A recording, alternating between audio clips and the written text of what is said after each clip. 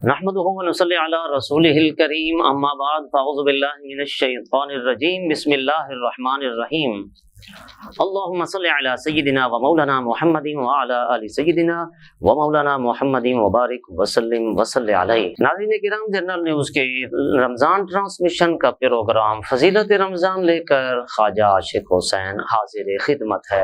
جیسا کہ آپ کو معلوم ہے کہ ہر روز ہم ایک نئے ٹاپک کے ساتھ آپ سے مخاطب ہوتے ہیں۔ آج ہماری گفتگو کا عنوان لیلۃ القدر ہے۔ لیلۃ القدر کو لیلۃ القدر کیوں کہا جاتا ہے؟ اس لیے کہ اس رات میں سال بھر کے جو احکام ہوتے ہیں وہ نافذ کیے جاتے ہیں۔ فرشتوں کو سال بھر کے کاموں کی خدمات پر مامور کر دیا جاتا ہے، اور یہ بھی کہا جاتا ہے کہ اس رات میں دیگر راتوں کی جو عزت و منزلت ہے، جو شرف و قدر ہے، اس وجہ سے اس کو لیلۃ القدر کہا جاتا ہے، کیونکہ اس رات میں نیک اعمال قبول ہوتے ہیں، اللہ کی بارگاہ میں اس کی قدر ہوتی ہے، اس وجہ سے اس کو لیلۃ القدر کہا جاتا ہے۔ نبی کریم علیہ الصلوۃ والسلام نے ارشاد فرمایا، من قام فی لیلۃ القدر ایمانا واحتسابا غفر له ما تقدم من ذنبہ، کہ جس نے لیلۃ القدر میں ایمان اور ثواب کی نیت کے ساتھ قیام کیا تو اللہ تعالیٰ اس کے پہلے کے جتنے صغیرہ گناہ ہیں وہ سارے معاف فرما دے گا۔ اب اس رات کو غفلت میں نہیں گزارنا چاہیے۔ 1000 مہینے کی عبادت کا ثواب ملتا ہے۔ اب 1000 مہینے جو ہوتے ہیں وہ اگر ان کو سال میں ہم کنورٹ کریں تو 83 سال 4 مہینے کی عبادت بنتی ہے۔ اب یہ بھی نہیں ہے کہ صرف اس کے برابر، بلکہ فرمایا اس سے بھی زیادہ، لیلۃ القدر خیر من الف شہر، فرمایا لیلۃ القدر جو ہے وہ 1000 مہینے سے بھی زیادہ بہتر ہے۔ اب زیادہ کتنا، یہ جو زیادہ کا علم ہے یہ اللہ اور اس کا رسول ہی بہتر جانتا ہے کہ کتنا زیادہ ہے۔ اب تفسیر عزیزی میں یہ رات کیوں عطا کی گئی، ایک حکایت جو ہے حضرت شمعون علیہ الصلوۃ والسلام کی عبادات کے تذکرہ ملتا ہے کہ صحابہ کرام نے جب بنی اسرائیل کے اس پیغمبر حضرت شمعون کی عبادات کا سنا تو ان کو رشک آیا کہ یا رسول اللہ، ہماری تو عمریں بھی بہت تھوڑی ہیں اور اس میں بھی کچھ حصہ نیند میں گزر جاتا ہے، کچھ روٹی روزی کمانے میں گزر جاتا ہے، اور کچھ دنیاوی امور انجام دینے میں گزر جاتا ہے، تو ہم تو حضرت شمعون کی طرح عبادت کر ہی نہیں سکتے، تو اس طرح بنی اسرائیل جو ہیں وہ ہم سے عبادت میں بڑھ جائیں گے۔ تو امت کے غمخوار آقا صلی اللہ علیہ وسلم یہ سن کر غمگین ہو گئے۔ اسی وقت جبریل امین حاضر خدمت ہوئے، وہ سورۃ قدر نازل ہوئی اور آپ کو تسلی دی گئی کہ اے پیارے محبوب، آپ رنجیدہ نہ ہوں، ہم نے آپ کی امت کو ہر سال میں ایک ایسی رات عنایت کر دی ہے کہ اگر وہ اس ایک رات میں عبادت کریں گے تو حضرت شمعون کی 1000 مہینے کی عبادت سے بھی بڑھ جائیں گے۔ ناظرین کرام، یہ وہ مبارک رات ہے۔ اب وہ یہ جو آج کل دن چل رہے ہیں ان میں سے نہ جانے کس طاق رات میں شب برات ہو جائے۔ مکاشفۃ القلوب میں امام غزالی نے ایک وہ حکایت لکھی ہے حضرت شمعون جو ہے کہ انہوں نے 1000 مہینے تک اس طرح سے عبادت کی کہ رات کو قیام کرتے تھے، دن کو روزہ رکھنے کے ساتھ ساتھ کافروں سے جہاد بھی کرتے تھے۔ وہ بڑے طاقتور مضبوط آدمی تھے، لوہے کی مضبوط اور وزنی زنجیریں ایسے ہاتھوں سے توڑ دیتے تھے اور کڑی کڑی کر دیتے تھے۔ کافروں نے دیکھا کہ حضرت شمعون پر کوئی حربہ بھی اثر نہیں کرتا، تو انہوں نے آپس میں صلاح مشورے کے بعد بہت سارے دنیا کے مال و دولت کا لالچ دے کر آپ کی بیوی کو، آپ کی زوجہ کو اس بات پر آمادہ کیا کہ جب کبھی رات کے وقت میں وہ گہری نیند سو رہے ہوں تو انہیں مضبوط رسیوں سے پکڑ کر ان کے حوالے کر دے۔ اب چونکہ وہ بہت سارے کافروں کو مار دیتے تھے، اس لیے ان کو کہتے یار ان سے کسی طرح سے نجات حاصل کی جائے۔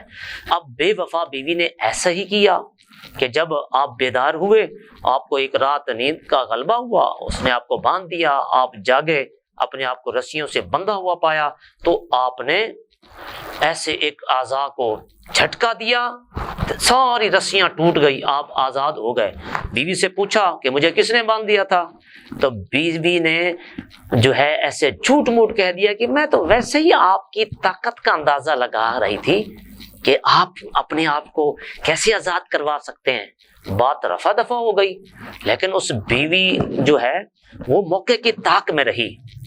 اور پھر ایک دن جب نیند کا غلبہ آیا تو اس نے لوہے کی زنجیروں سے آپ کو جو ہے وہ جکڑ دیا. آپ کی آنکھ کھلی، اپنے آپ کو جکڑا ہوا پایا، ایک جھٹکا دیا لوہے کی زنجیر کی، ایک ایک کڑی کڑی الگ ہو گئی، آپ آزاد ہو گئے. بیوی یہ دیکھ کر سٹ پٹا کر رہ گئی، کہنے لگی پتہ نہیں یہ کیسے ان پر کوئی چیز اثر کرتی ہوگی. پھر مکاری سے کام لیتے ہوئے اپنی وہی بات دہرا دی کہ میں تو آپ کو آزما رہی تھی. تو دوران گفتگو ایک دن باتوں باتوں میں حضرت شمعون نے اپنی بیوی کے آگے اپنا راز ظاہر کر دیا، بتایا کہ اللہ کا مجھ پر بڑا کرم ہے، اللہ نے مجھے اپنی ولایت کا شرف عطا کیا ہوا ہے. یہ اختلاف ہے کہ وہ اللہ کے نبی تھے یا ولی تھے. بہرحال آپ نے فرمایا کہ مجھ پر دنیا کی کوئی چیز اثر نہیں کر سکتی مگر میرے سر کے بال. وہ چلاک اور ساری بات سمجھ گئی اور دنیا کی محبت نے اسے اندھا کر دیا تھا. تو ایک دن آخرکار اس نے موقع پا کر آپ کو جو سر کے بال جو اس شریعت میں نا منع نہیں تھے، ان کے سر کے لے سے پاؤں تک ان کے بڑے بڑے بال تھے، بڑے بڑے کیسوں زلفیں رکھی ہوئی تھی، آپ کی 8 زلفوں کے بال لے کر وہ ان سے ہی باندھ دیا. یہ اللہ کی قدرت ہے، وہ زنجیریں توڑ دیتے لیکن اپنے سر کے بال نہیں توڑ سکتے تھے. اب ہماری شریعت میں جو ہے، شریعت محمدی میں، یا تو کانوں کے آدھے کانوں تک یا پورے کانوں تک یا زیادہ سے زیادہ کندھوں تک زلفیں رکھنا سنت ہے. یہ جو لوگ جو داڑھی رکھتے نہیں ہیں، زلفیں بڑھائی وہ کہتے ہیں سنت ہے، یہ سنت نہیں ہے، داڑھی اس سے زیادہ سنت واجبہ ہے. تو لہٰذا یہ جو کندھوں سے بڑے بڑے بال رکھتے ہیں یہ بھی سنت نہیں ہے ہمارے نوجوان، یہ فیشن ہے، اس کا کوئی ثواب جو ہے وہ پھر نہیں ملے گا. تو بہرحال اس عورت نے چونکہ آپ کو باندھ دیا اور آپ نے آنکھ کھلنے پر بڑا زور لگایا مگر آزاد اپنے آپ کو نہ کرا سکے. دنیا کی دولت کے نشے میں اس بد مست بیوی نے آپ کو کافروں کے حوالے کر دیا اور ان دشمنوں نے آپ کو ایک ستون سے، ایک پلر سے باندھ دیا اور بڑی بے دردی کے ساتھ ان کے ہونٹ کاٹ دیے، ان کے کان کاٹ دیے، ان کے ناک کاٹ دیے.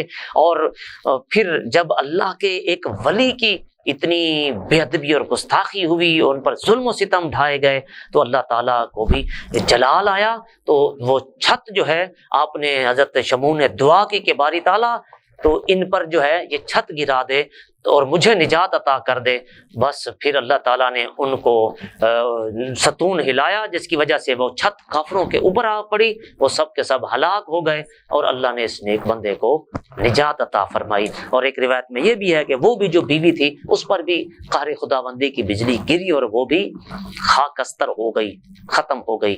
تو ناظرین کرام، اب یہ ہمیں دیکھنا چاہیے وہ اتنی حضرت شمعون کی عبادت اور اس کے بدلے میں اللہ تعالیٰ نے ہمیں کیسا ایک عظیم رات عطا فرما دی ہے.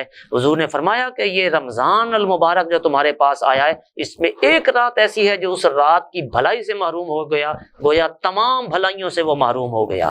تو اس رات میں جبریل امین ایک جھنڈا لے کر آتے ہیں، خانہ کعبہ کے اوپر لگا دیتے ہیں اور فرشتوں کو حکم دیتے ہیں کہ جاؤ آج رات جو مسلمان نماز میں قیام میں مشغول ہیں ان سے سلام کرو، ان کو مصافحہ کرو. اور بزرگوں نے جو ہے وہ نشانی یہ بتائی ہے کہ جس سے آ کر فرشتے مصافحہ کرتے ہیں، ان کو سلام کرتے ہیں، اس کو خوف خدا سے رونا آتا ہے، اس کے دل میں رقت پیدا ہو جاتی ہے اور اللہ تعالیٰ ایک روایت میں سارے لوگوں کو بخش دیتا ہے سوائے 4 قسم کے آدمیوں کے. ایک فرمایا جو عادی شرابی ہے، اور دوسرا جو والدین کا نافرمان ہے، تیسرا جو رشتہ داری کے تعلقات ختم کرتا ہے، قطع تعلق کرنے والا ہے، اور چوتھا وہ لوگ جو آپس میں عداوت رکھتے ہیں، ایک دوسرے کے ساتھ تعلقات بگاڑتے ہیں، ان لوگوں کی معافی نہیں ہوتی، باقی سب لوگوں کو معاف ہوتے. اور ایک روایت حضرت عبادہ بن صامت سے مروی ہے کہ فرماتے ایک رات حضور صلی اللہ علیہ وسلم تشریف لائے تاکہ ہمیں شب قدر کے بارے میں بتائیں کہ کس رات میں ہے.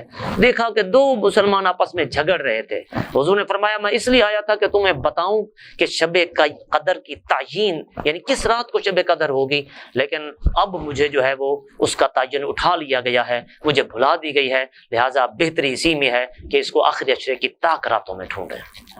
تو اس لیے ناظرین کرام، آج ہم لوگ معمولی باتوں پر ایک دوسرے کے ساتھ لڑ رہے ہیں، کوئی مہاجر اور پنجابی ہونے کا، اور کوئی کسی اور ثقافتی لحاظ سے، اور کوئی جناب کہیں پر لسانی لحاظ سے. اور یاد رکھیے جو حدیث میں ہے کہ جو مسلمان کسی دوسرے مسلمان کو تکلیف پہنچاتا ہے سیدنا مجاہد رضی اللہ تعالیٰ عنہ فرماتے ہیں کہ دوزخیوں کو ایسی خارش میں مبتلا کر دیا جائے گا کہ کھجاتے کھجاتے ان کی کھال ادڑ جائے گی، یہاں تک کہ ان میں سے کسی کی ہڈیاں ظاہر ہو جائیں گی۔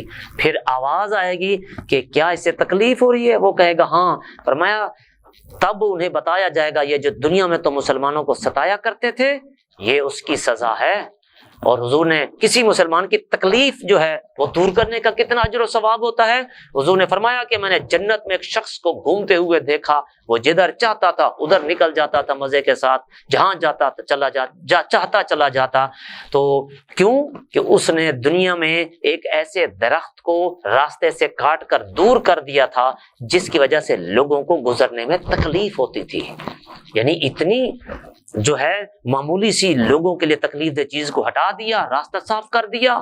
آج راستے میں اینٹ پڑی ہے، کوئی چیز پڑی ہے، کوئی آسانی سے ہٹاتا نہیں، ہر کوئی ادھر سے گزر جا رہا ہے، ادھر سے گزرا جا رہا ہے۔ او بھائی کوئی بندہ گر جائے گا تو کتنا اجر و ثواب ہوتا ہے، لیکن ہم ان چھوٹی چھوٹی نیکیوں کی طرف آتے ہی نہیں ہیں اور بس لڑائی لڑنے کی طرف جو ہے ہم پڑے رہتے ہیں۔ ایک سوال عمومی طور پر لیلۃ القدر کے حوالے سے کیا جاتا ہے، جی کیسے پتہ چلے کہ اس رات میں جو ہے یہ رات لیلۃ القدر ہے؟ تو بزرگوں نے اس کی کچھ نشانیاں بتائی ہیں۔ فرماتے ہیں جو طاق راتیں ان میں نشانیوں میں سے یہ ہے کہ یہ رات بالکل صاف شفاف اور کھلی ہوتی ہے، نہ اس میں زیادہ گرمی ہوتی ہے نہ زیادہ سردی ہوتی ہے، معتدل ہوتی ہے۔ اس میں چاند کھلا ہوا ہوتا ہے، شیاطین کو آسمان کے ستارے نہیں مارے جاتے، اور اس رات کے گزرنے کے بعد جو صبح آتی ہے اس میں سورج بغیر شعاع کے طلوع ہوتا ہے، یعنی جو کرنیں آنکھوں کو چبھتی ہیں وہ نہیں ہوتی، ایسی کرنیں ہوتی ہیں جیسے چاند کی کرنیں ہوتی ہیں، میٹھی میٹھی سی دھوپ ہوتی ہے، یعنی چاند جیسے نکلتا ہے۔ اس ایک رات میں طلوع آفتاب کے ساتھ شیطان کو نکلنے سے روک دیا جاتا ہے، ورنہ ہر دن کے ساتھ شیطان بھی جو ہے وہ نکلتا ہے۔ اسی طرح سمندر کا جو کھاری پانی ہے وہ بھی میٹھا ہو جاتا ہے۔ انسان کو جو ڈرانے والی چیزیں ہیں جیسے آندھی طوفان، جو یہ ایسی چیزیں ہیں وہ بھی اس رات میں کہا جاتا ہے نہیں ہوتے۔ لیکن سوال یہاں پر یہ بھی پیدا ہوتا ہے کہ یار ہم تو ہر سال طاق راتوں میں جاگتے ہیں لیکن ہمیں یہ نشانیاں نظر کیوں نہیں آتی؟ تو چونکہ ان کا تعلق جو ہے وہ کشف و کرامت سے ہے اور بصیرت سے ہے۔ یہ جو جس کو قلبی نظر کی یعنی اندر کی آنکھ نعمت میسر ہوتی ہے وہی اس وقت دیکھ سکتا ہے۔ جو بندہ دن رات گناہوں کے غلاظت اور نجاست میں لت پت رہتا ہے وہ کیسے ان نظاروں کو دیکھ سکتا ہے؟ آنکھ والا تیرے جوبن کا تماشا دیکھے، دیدہ کور کو کیا آئے نظر کیا دیکھے۔ اب یہ اللہ کی حکمت ہے ہمیشہ کہ اس جو لیلۃ القدر کو پوشیدہ رکھا گیا۔ اگر یہ پوشیدہ نہ ہوتی، پتہ چلتا کہ فلاں رات میں ہے، پھر اس میں جو بندہ شراب پی لیتا اور اس میں کوئی گناہ اس سے ہو جاتا تو پھر اس کو 1000 مہینے کی گناہوں کا وبال بھی بھگتنا پڑتا۔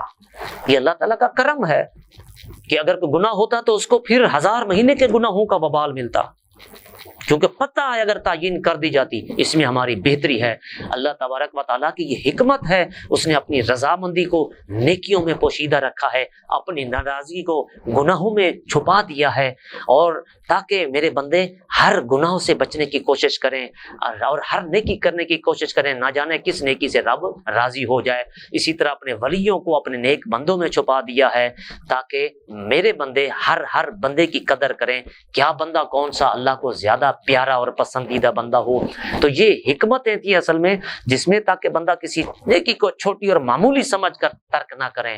حضور نے فرمایا کہ کسی بھی نیکی کو حقیر مت سمجھو، وَلَوْ أَن تَلْقَ بِوَجْهِ طَلْق، چاہے اپنے مسلمان بھائی کے سامنے مسکرانا ہی کیوں نہ ہو، کسی بھی نیکی کو معمولی نہیں سمجھنا چاہیے۔